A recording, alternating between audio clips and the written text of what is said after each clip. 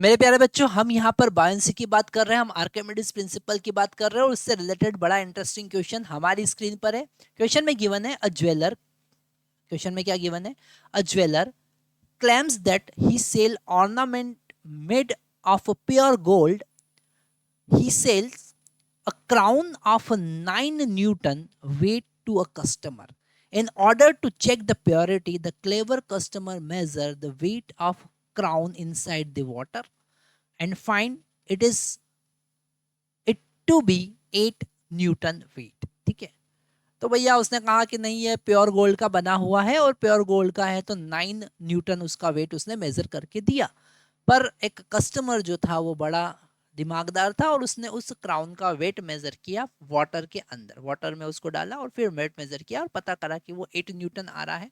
अब हम ए पार्ट यहाँ पर देखते हैं। तो उसने जो कैलकुलेशन लगाया होगा उस कैलकुलेशन के according is the ornament made by pure gold. क्या प्योर गोल्ड से बना वो हमको बताना है, क्योंकि उसको रिलेटिव डेंसिटी उसका पता था। गोल्ड का रिलेटिव डेंसिटी 9.3 होता है, ऐसा उसको पता था। तो अब कैलकुलेशन हम देखते हैं। यहाँ पर अगर हम वेट लॉस की बात करेंगे, अगर हम वेट लॉस की बात करेंगे तो वो वेट लॉस बायंसी के बराबर होगा। ठीक है, अगर हम वेट लॉस की बात करेंगे, पानी के अंदर डाला तो वेट में जो लॉस हुआ वो बायंसी के बराबर होगा डेफिनेटली। तो वेट लॉस कितना हुआ उसका? 9 माइनस 8, पहले 9 था और फिर 8 आया, तो वेट लॉस कितना हुआ? 1 का, वही है बायंसी। और बायंसी को हम लिख सकते हैं वॉल्यूम, है ना। अब वो पूरा का पूरा पानी के अंदर है, तो volume of that complete volume of ornament, है ना।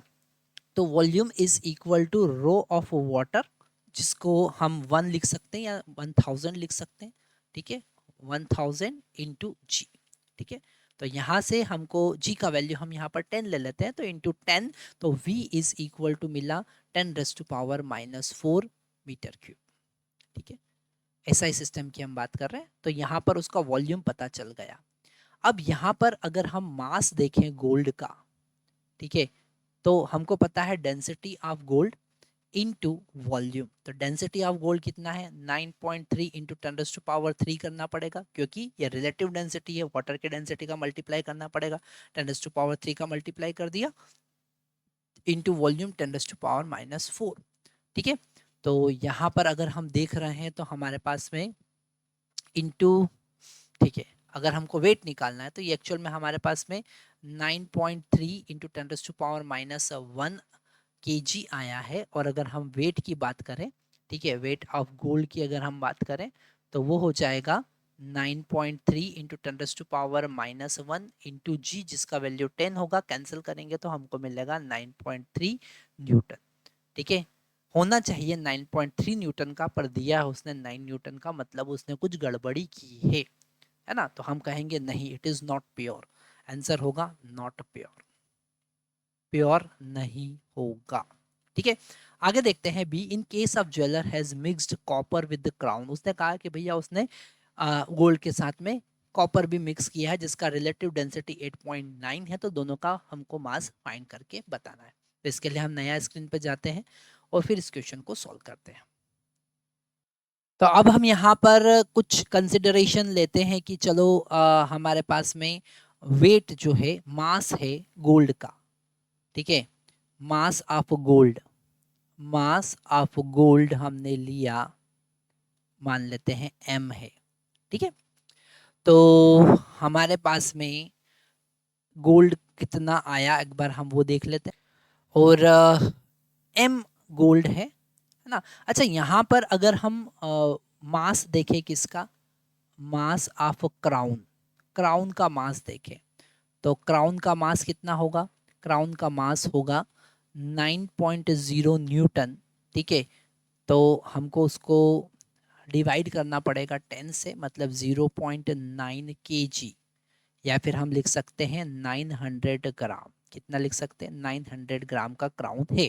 ठीक है, अब उसमें गोल्ड भी है, उसमें कॉपर भी है। तो हमने मान लिया है कि गोल्ड जो है वो m है, तो मास ऑफ कॉपर कितना हो जाएगा?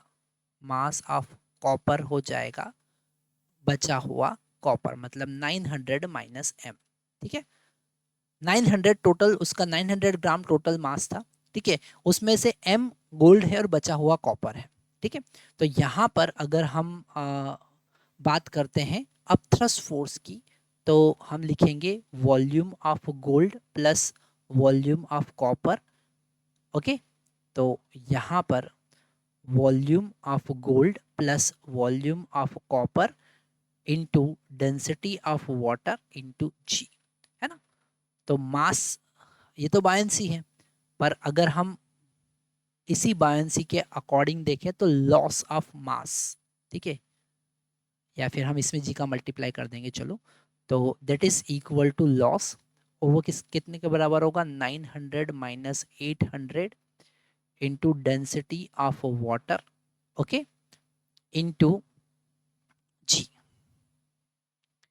Into G. तो जी से जी यहाँ पर कैंसिल हो जाएगा, और वाटर का मास भी यहाँ पर, वाटर का डेंसिटी कैंसिल हो जाएगा। अगर हम मास वॉल्यूम ऑफ गोल्ड की बात करें तो वॉल्यूम ऑफ गोल्ड को लिखेंगे mass of gold divided by density of gold, okay, plus अगर हम वॉल्यूम ऑफ कॉपर की बात करें तो mass of copper that is equal to 900 minus m, okay, divided by density of copper is equal to 100। किसके बराबर होगा, वो 100 के बराबर होगा।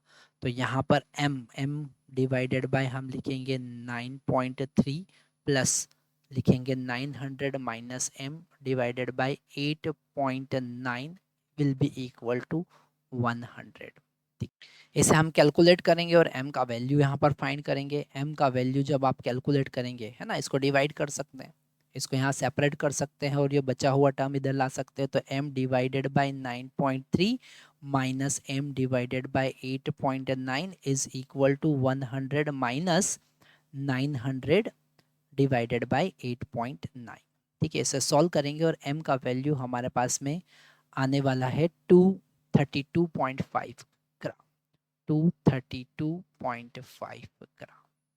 ठीक है, तो यहाँ पर क्वेश्चन बड़ा इंटरेस्टिंग था और लॉजिकल था। ठीक है, थैंक यू वेरी मच।